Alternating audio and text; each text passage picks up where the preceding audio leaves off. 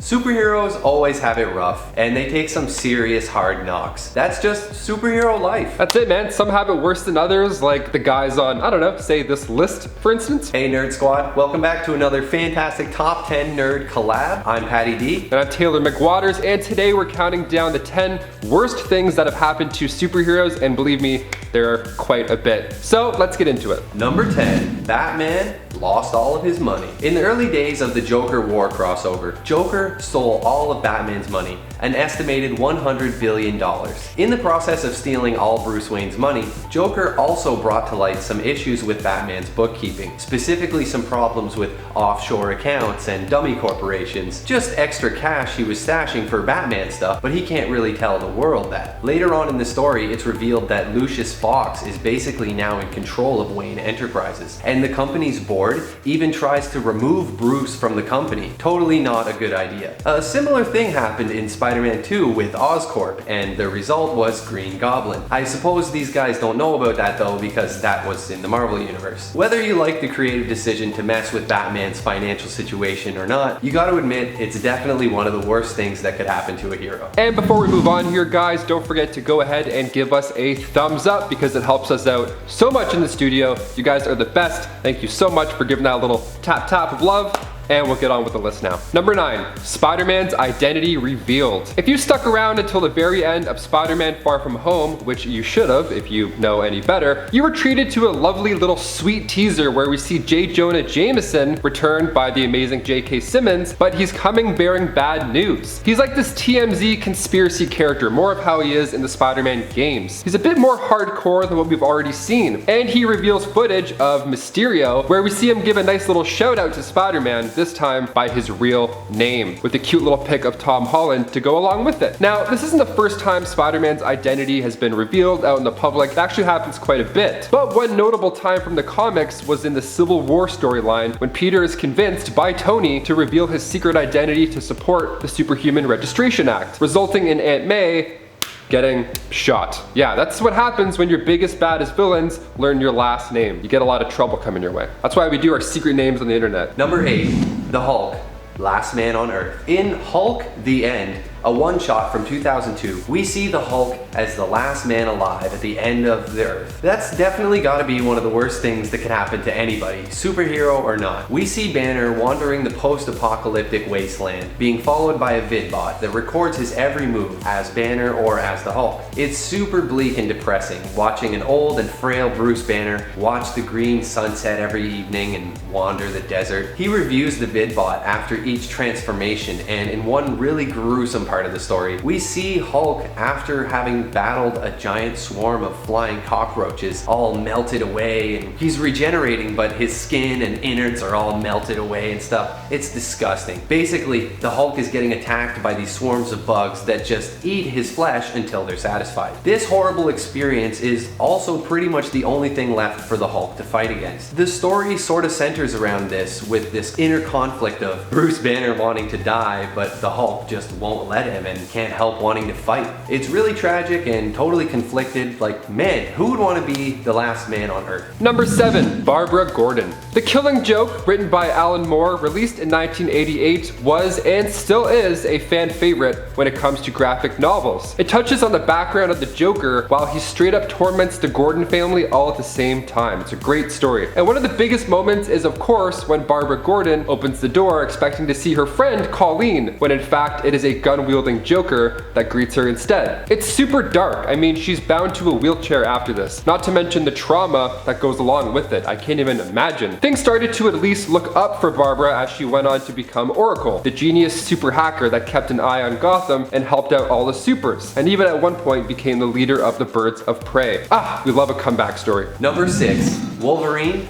torn in half by the Hulk. This one comes from Wolverine vs. Hulk, and it's pretty brutal. In this story, Wolverine is sent off to Tibet to assassinate the Hulk. The only problem being it's the Hulk we're talking about. When the battle between these two rageaholics gets super intense, Hulk picks Wolverine up and literally rips him in two, tossing his lower half up the mountain and leaving Wolverine's torso bleeding in the snow. Being the world's greatest tracker, Wolverine could smell his legs a few miles up the mountain, and he sets off on a long climb climb to retrieve his lost limbs. What's worse is this series was promptly struck with a delay that lasted forever, leaving poor old Wolverine legless for basically 3 years while we all waited for the next issue to come out. Number 5. Batman's broken back. One of the biggest moments in The Dark Knight Rises comes from the pages of Batman issue 497, released back in 1993. So this was when we first met Bane in the comics, okay? Right during the Nightfall story arc. And he had just released every villain from Arkham Asylum, causing chaos to erupt in the streets of Gotham City. So poor Batman had to round up these super maniacs and throw them back in the slammer, but of course that's a pretty tiring job. So Bane expected this. In fact, he actually counted on it in order to strike the Dark Knight. See, Bane had found out Batman's identity and went over to his Batcave himself to settle the score. What a surprise. All these surprise door opens with paralyzing effects. Here we go. So the entire issue is basically Bane throwing Batman around, just one hit after another. It's brutal.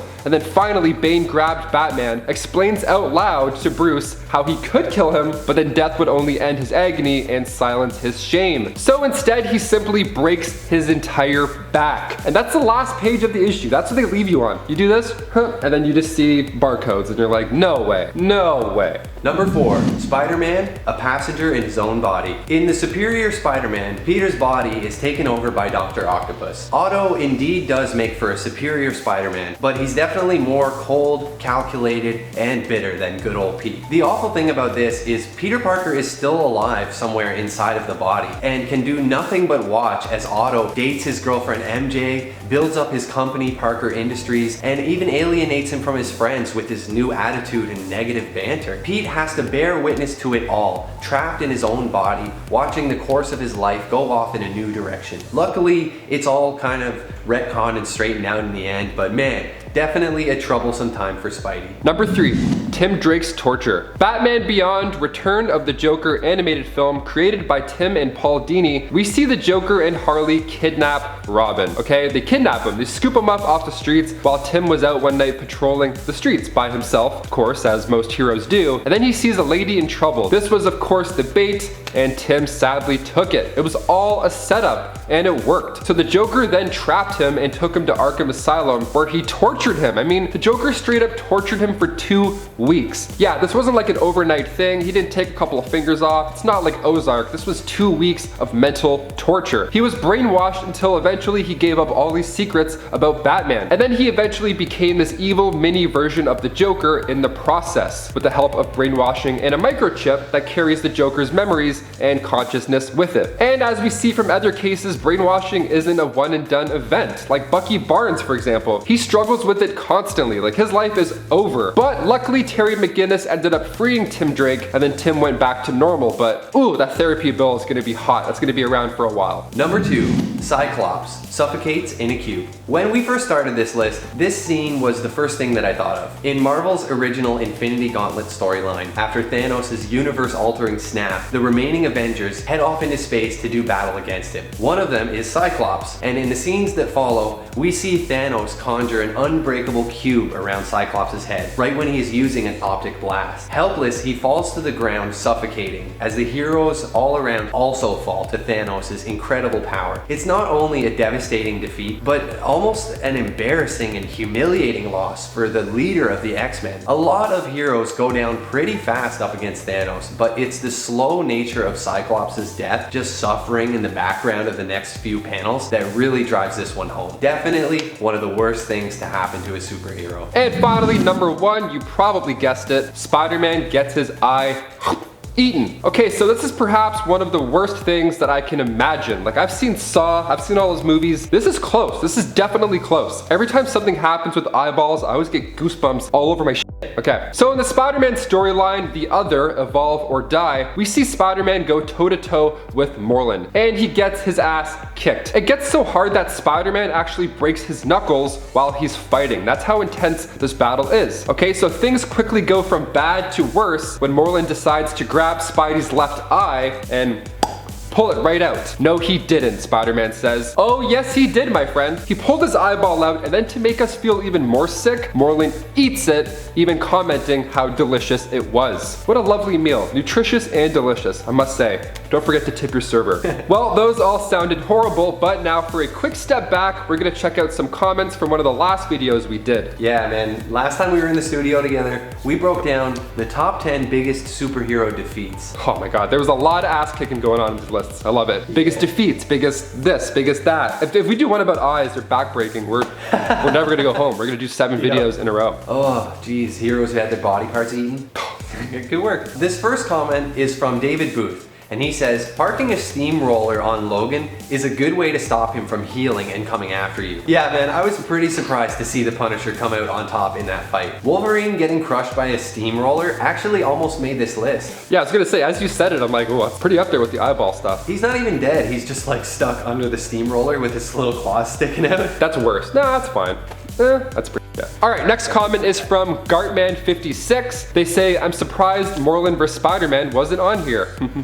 He legit ate Peter's eye and beat him into a bloody pulp. Yeah, we have like, what, 4 or 5 different videos now on the worst things that have happened to Spider-Man. Like, that dude can't catch a break. Also, I saw your comment and I figured this would be a great list to pop that in there. So thanks for the recommendation, Gartman56. That's why we do these comment shoutouts. So guys, which of these mishaps do you think are going to live in your head rent-free? Let us know in the comments down below so we can share your pain. Honestly, man, Spider-Man having to live in his own head and watch autopilot his body, that's like some Black Mirror stuff right there. That goes deep. Yeah, some of these heroes had it rough, but like the emotional stuff, yeah, that's what gets them. Oh, torture, agreed. Well, there you guys have it. Thanks a lot for sticking around for these comments. Yeah, and stay home, stay safe, keep reading those comic books. I'm Taylor McWatters. I'm Patty D, and we'll see you next time, nerds.